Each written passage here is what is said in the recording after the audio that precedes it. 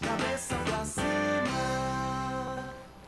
É isso aí, queridos, um assunto fantástico, né, que a gente está mexendo aqui, ele é mais sério do que, de repente, muitas vezes a gente pode considerar, é algo que pode mudar a nossa vida, mudar o relacionamento da nossa família, pode salvar casamentos, pode salvar relacionamentos entre pais e filhos, filhos e pais. A gente não está falando só para os pais não, tá? A gente está falando para os pais, para os filhos, para a esposa, para o marido. Sabe, a gente fez um programa recentemente aqui só com homens, a gente estava falando, né, da questão dos pais na família, do posicionamento dos pais, pais criando filhos sozinhos.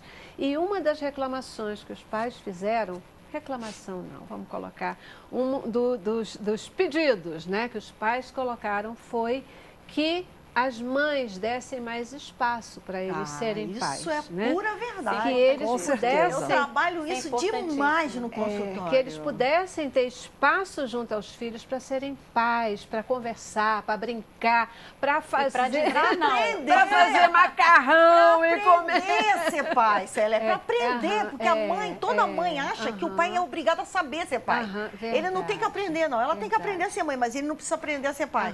Ele tem que fazer tudo certo. E precisa tanto quanto, né? Precisa é interessante esse pedido, né? Porque a gente está vivendo uma época em que assim, a palavra do pai está sendo muito apagada, né? O pai mas eles têm consciência disso e trouxeram isso muito bom. Mas muitas vezes, Celeste, foi muito bom esse assunto, porque muitas vezes esse afastamento do filho, né, do pai, da figura paterna, tem a ver com a fidelidade de segredo com a mãe.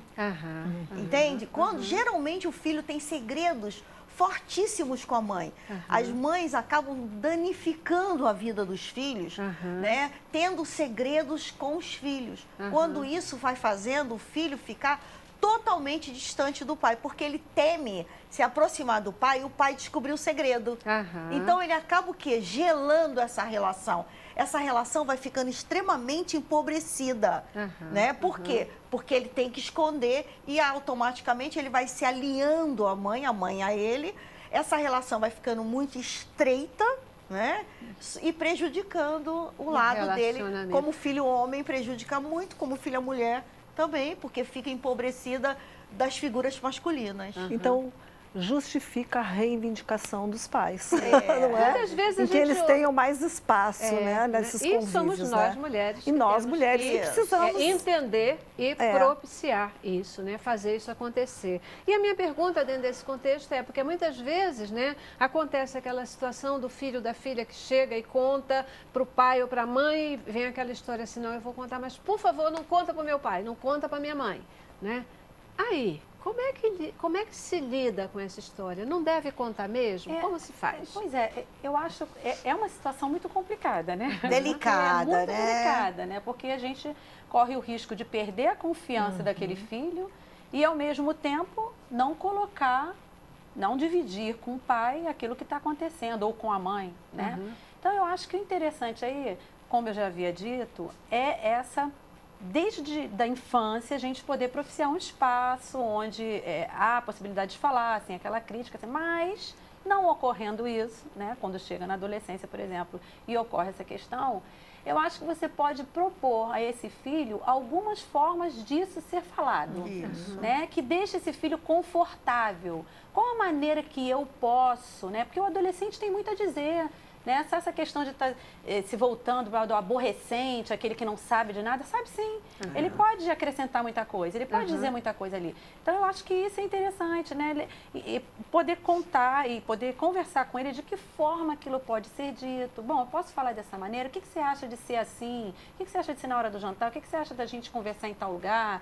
Né? Então, eu acho que isso é possível, esse diálogo é possível. Tem que criar situações estratégicas. Muitas vezes a mãe, ela pode fazer um link com o pai também, falando que o filho está com dificuldade de falar as coisas para ele ter uma mudança, para ele escutar melhor, para ele não brigar na hora que está falando, porque o filho tá... A mãe pode fazer, Preparar a mãe pode ajudar esse pai, né? Isso, preparar esse pai para essa proximidade desse filho. Se não contando o segredo, mas ajudando esse pai a chegar lá, né? Exatamente. O seu filho quer conversar, ele tem questões para falar para você, só que ele está com muito medo. Porque tem realmente muitas mães que muitas vezes tem que proteger mesmo o filho.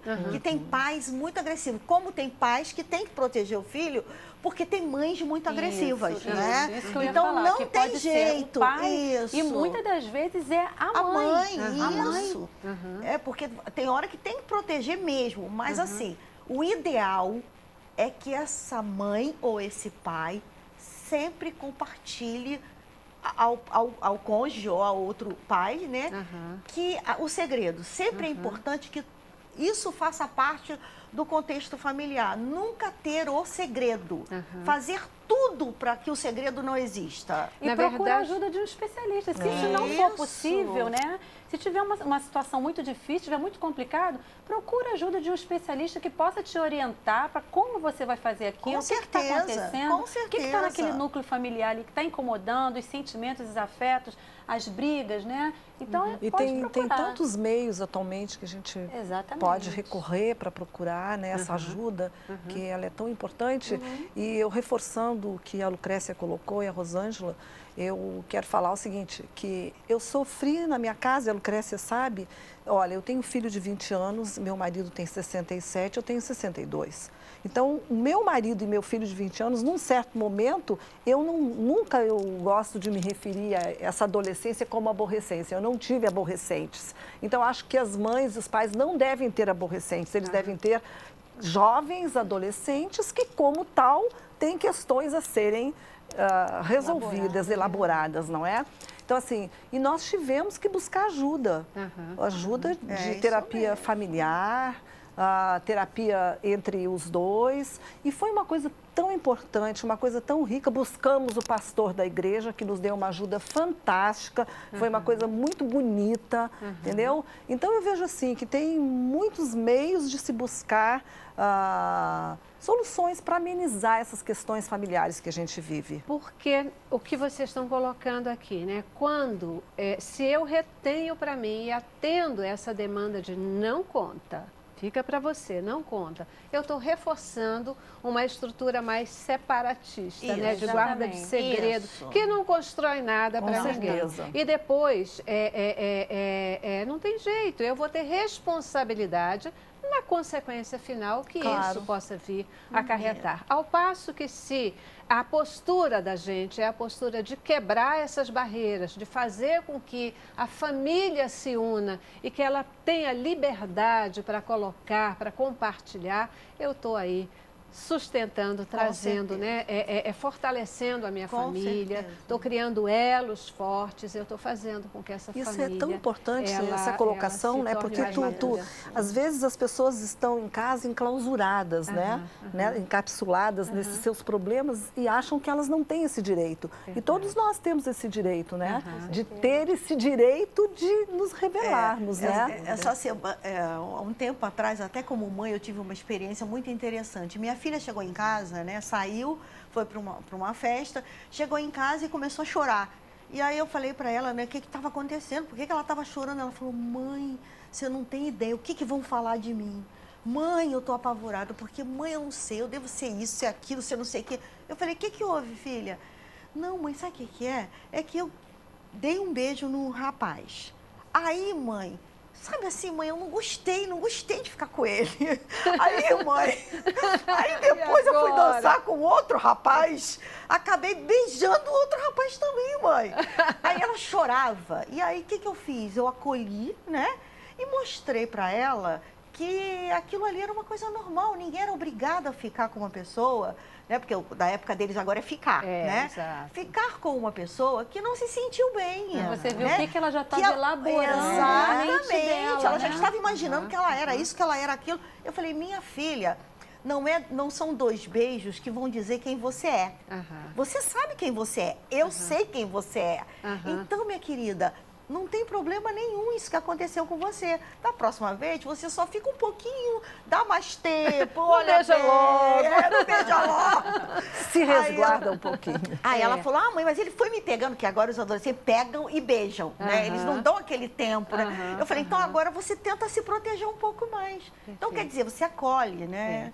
Lucrécia, isso que você coloca nos remete até o que nós falamos na abertura do programa, né? Que muitas vezes a gente acaba guardando um segredo. E aí agora a gente está falando de segredo mesmo, né? Eu quero reforçar para a gente afirmar o conceito do que a gente está chamando de segredo. Aquelas coisas que elas não dizem respeito só a mim, mas envolvem outras pessoas. Às vezes a gente guarda com medo do que os outros vão pensar a respeito da gente, com medo do julgamento, que vai ser feito a respeito de nós, né? Mas é importante que a gente tenha firmeza. Que bom que tua filha, ela tinha liberdade de chegar contigo e colocar.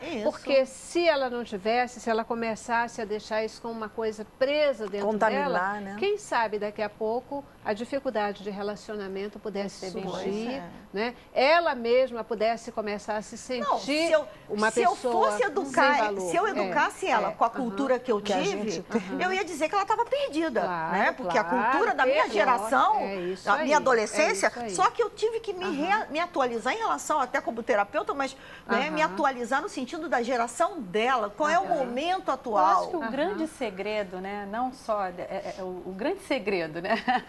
Da questão do segredo e da questão desse abrir de caminhos para poder falar, essa abertura, é não ficar nos extremos, né? É isso. Nem culpabilizar o extremo e nem fechar o espaço para poder trabalhar ter uma conversa, elaborar. Eu acho que o meio termo é muito interessante. É muito importante, Rosângela, essa questão do que você falou, da fantasia que se coloca no segredo. Todas as vezes que dentro do consultório as famílias revelam os segredos, aquilo se torna tão pequeno diante do dano que o segredo estava fazendo. O dano que o segredo estava causando era imenso. E quando você revela o segredo, ele não danifica.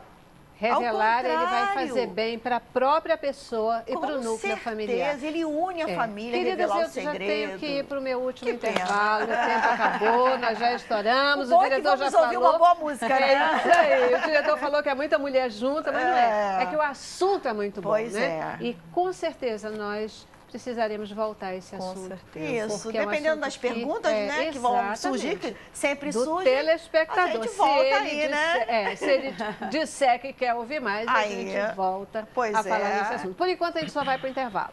Nosso intervalo e voltamos já. Cabeça pra cima.